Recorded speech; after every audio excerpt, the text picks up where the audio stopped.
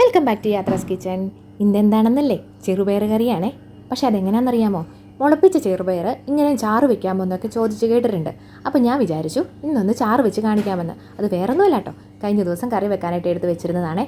അപ്പോൾ അത് മുളച്ചു പോയി. അപ്പോൾ എന്തായാലും ഇനി അതിനെ കളയാൻ പറ്റത്തില്ലല്ലോ, അതിനെ ഒന്ന് ചാറ് വെച്ച് നോക്കാം. എന്നും ഇങ്ങനെ തോരനൊക്കെ ആക്കി എടുക്കുന്നത്. അതുകൊണ്ട് എന്നാ ചെയ്തു, അതിനെ നമുക്കൊരു കുക്കറിലേക്ക് ആക്കിയിട്ടിട്ട് കുറച്ച് വെള്ളവും കൂടി ഒഴിച്ച്, അത് ഞാനിപ്പോൾ എടുത്തിരിക്കുന്നത് ചൂടുവെള്ളമാണേ. പയറിനാവശ്യമായ ഒരു 3/4 സ്പൂണോളം ഉപ്പും കൂടി ഇട്ട് അതിനെ ഒന്ന് നമുക്ക് വേവിക്കാൻ വെക്കാം. ഒരുപാടൊന്നും വിസിലടിക്കേണ്ട കാര്യമൊന്നുമില്ല, 2-3 വിസിലടിച്ചാൽ മതി, നന്നായിട്ട് വെന്ത് കിട്ടും. എങ്കിലേ ഈ പയർ വേവുന്ന സമയം കൊണ്ടുണ്ടല്ലോ, നമുക്ക് അരപ്പിനാവശ്യമായ കുറച്ച് തേങ്ങ ചിരകിയെടുക്കാം. ഞാനിവിടെ ഒരു അരമുറി തേങ്ങയോളം ചുരണ്ടി എടുത്തിട്ടുണ്ട്. ഇനിയിപ്പോൾ അതൊന്ന് മിക്സഡ് ജാറിലേക്ക് ഇട്ട് കൊടുത്തോളാം. അതിൻ്റെ കൂടെ ഉണ്ടല്ലോ കുറച്ച് മുളക്, മഞ്ഞൾപ്പൊടി, ജീരകം, വെളുത്തുള്ളി ഇടുന്നതിൻ്റെ അകത്ത് കാണിക്കാനായിട്ട് വിട്ടുപോയിട്ടോ. അരപ്പിനുള്ള എല്ലാം റെഡിയാക്കി വന്നപ്പോഴത്തേക്കും നമ്മുടെ കുക്കർ ഇവിടെ 1, 2, 3 എന്ന് പറഞ്ഞിട്ട് വിസിലടിക്കാൻ തുടങ്ങി. അപ്പോൾ അതിനെ ഒന്ന് ഓഫ് ചെയ്ത് വെച്ചു. പിന്നെ എന്നാ ചെയ്തു, നമ്മുടെ അരപ്പ് ഒന്ന് വേഗത്തിൽ റെഡിയാക്കി നമ്മുടെ കുക്കർ തുറന്ന് നോക്കിയപ്പോഴത്തേക്കും നമ്മുടെ പയർ അങ്ങോട്ട് വെന്തിട്ടുണ്ട്. പ്രത്യേകിച്ച് ഒത്തിരി ഇല്ലല്ലോ വേവാനായിട്ട്, 2-3 വിസിലടിക്കുമ്പോഴത്തേക്കും പെട്ടെന്ന് വെന്ത് കിട്ടുമല്ലോ. അത് ആ മുളപ്പിച്ച പയറായതുകൊണ്ടാണ് അതിൻ്റെ തൊലി അങ്ങോട്ട് മാറി കിടക്കുന്നത് കേട്ടോ, അതിങ്ങനെ വേറെ കിടക്കുന്നത്. അപ്പോൾ ആ അരപ്പും കൂടി അതിൻ്റെ അകത്തോട്ട് ഒന്ന് ഇട്ട് കൊടുക്കാം. ഇനി ഇതല്ലാന്നുണ്ടെങ്കിൽ കടുക് പൊട്ടിക്കുന്ന സമയത്താണെങ്കിൽ അരപ്പ് സെപ്പറേറ്റ് ഇട്ടിട്ട് നമുക്കൊന്ന് ചൂടാക്കി എടുക്കാവുന്നതേ ഉള്ളൂ കേട്ടോ. അപ്പോൾ ഞാൻ ചെയ്തത് എന്താണെന്ന് വെച്ചാൽ കുക്കറിനകത്തോട്ട് ഇട്ട് കൊടുത്ത് കുറച്ച് അതിനാവശ്യമായ വെള്ളം, അതായത് ആ മിക്സിയുടെ ജാറ് കഴുകിയിട്ട് ബാക്കിയുള്ള വെള്ളവും കൂടി അതിൻ്റെ അകത്തോട്ട് ഒഴിച്ചു കൊടുത്ത് നമുക്ക് സ്റ്റവിൽ വെച്ചൊന്ന് തിളപ്പിച്ചെടുക്കാം. അപ്പോൾ അതിനിടയ്ക്കൊന്ന് ഇളക്കി കൊടുക്കണം. ഒരുപാട് ഇളക്കുന്നതിന് മുന്നേ തന്നെ ഇളക്കി കൊടുത്തില്ലെങ്കിൽ അത് കട്ട പിടിച്ചെടുക്കുവേ. അപ്പോൾ നന്നായിട്ടൊന്ന് ഇളക്കി കൊടുത്തോളുക. പിന്നെ വേണമെന്നുണ്ടെങ്കിൽ 2-3 കറിവേപ്പിലയും കൂടി ഇട്ട് കൊടുക്കാം, വേണമെങ്കിൽ മതി. അല്ലെങ്കിൽ പിന്നെ ലാസ്റ്റ് അത് കടുക് പൊട്ടിക്കുന്ന സമയത്ത് ഇട്ട് കൊടുത്താലും മതിയാവും കേട്ടോ. അപ്പോൾ നമ്മുടെ സ്റ്റവിലോട്ട് വെച്ചിട്ടുണ്ട്, ഇളക്കി കൊടുത്തോളുക. ഇനി ഉപ്പിൻ്റെ വില കുറവുണ്ടെന്നുണ്ടെങ്കിൽ ഇത്തിരി ഉപ്പ് കൂടി ഇട്ട് കൊടുക്കാം.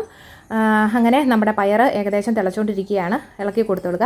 പിന്നെ ഒരു കാര്യം, ഇത് കണ്ടുകൊണ്ടിരിക്കുന്നതിനിടയ്ക്ക് ഈ വീഡിയോ കണ്ടിട്ട് എന്തെങ്കിലുമൊക്കെ ഇഷ്ടം തോന്നുന്നുണ്ടെങ്കിലേ അപ്പോൾ ഒരു ലൈക്കും ഷെയറും സബ്സ്ക്രൈബും ഒക്കെ ഒന്ന് ചെയ്തേക്കണം. കമൻറ്റിന് കുറവൊന്നും വേണ്ട കേട്ടോ, കമൻറ്റ് ഇഷ്ടംപോലെ ചെയ്തു, നല്ലതാണെങ്കിലും ചീത്തയാണെങ്കിലും കേട്ടോ. അപ്പോൾ മറക്കല്ലേ.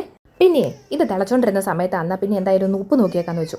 ഉപ്പ് നോക്കിയപ്പോൾ ദാണ്ട കിടക്കണു, ഇത്തിരിൻ്റെ കുറവുണ്ടായിരുന്നു. അതായത് നമ്മൾ ആദ്യം പയറിനുള്ള ഉപ്പായിരുന്നല്ലോ ചേർത്തിരുന്നത്. അപ്പോൾ ഒരു സ്വല്പത്തിൻ്റെ കുറവും കൂടി ഉണ്ടായിരുന്നു, കാരണം അതും കൂടി അങ്ങോട്ട് ഇട്ട് കൊടുത്ത് നന്നായിട്ടൊന്ന് ഇളക്കി കൊടുത്തോളുക. അപ്പോഴത്തേക്കും അത് നമ്മുടെ പയറൊന്ന് തിളച്ച് വന്നിട്ടുണ്ട്. ഇനിയിപ്പോൾ അതിനെ ഒന്ന് പകർത്ത് മാറ്റി വെച്ചു. അപ്പോഴാണ് ഓർത്തത് കടുക് പൊട്ടിച്ചില്ലല്ലോ കേട്ടോ. അപ്പോൾ എന്നാ ചെയ്തേ, വേഗത്തൊരു പാത്രം ഇങ്ങോട്ട് എടുത്ത് വെച്ചു. അതിൻ്റെ അകത്തോട്ട് കുറച്ച് ഓയിൽ ഒഴിച്ചു കൊടുത്തു. അത് നമ്മുടെ വെളിച്ചെണ്ണയാണ് കേട്ടോ. പിന്നെ വെളിച്ചെണ്ണ ഒഴിച്ചു കൊടുക്കുമ്പോൾ കൂടുതലും കുറവൊക്കെ ആവാം. കൊളസ്ട്രോൾ വേണമെന്നുള്ളവർക്ക് കുറച്ചുകൂടെ കൂടുതൽ ഓയിൽ ഒഴിച്ചു കൊടുക്കാം. കൊളസ്ട്രോൾ കുറച്ച് മതി എന്നുള്ളവർക്ക് ഓയിൽ കുറച്ച് കൊടുക്കാം. ഇനി കൊളസ്ട്രോൾ ഒട്ടും വേണ്ടാന്നുണ്ടെങ്കിൽ ഒട്ടും ഓയിൽ ഉപയോഗിച്ചില്ലെങ്കിലും യാതൊരുവിധ പ്രശ്നമില്ല. എന്നാന്ന് വെച്ചാൽ നമ്മുടെ തേങ്ങ ആവശ്യത്തിനും മിച്ചത്തിനും അരച്ച് ചേർത്തിട്ടില്ലേ, പിന്നെ ഇപ്പം തന്നെ ഒത്തിരി ഓയിൽ. എന്തായാലും ഞാൻ ഇച്ചിരി ഒഴിച്ചിട്ടുണ്ട് കേട്ടോ.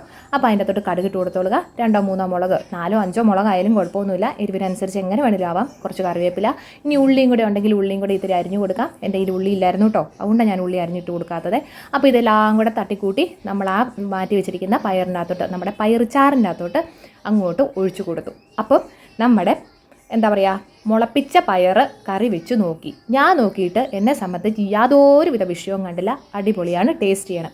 എങ്കിലേ ഈ കറി ഇഷ്ടമായിട്ടുണ്ടെങ്കിൽ, ട്രൈ ചെയ്ത് നോക്കിയിട്ടില്ലെങ്കിൽ ഒന്ന് ചെയ്ത് നോക്കുക. വീഡിയോ ഇഷ്ടമായെങ്കിൽ ലൈക്കും ഷെയറും സബ്സ്ക്രൈബും ചെയ്യാൻ മറക്കല്ലേ. ടാറ്റാ.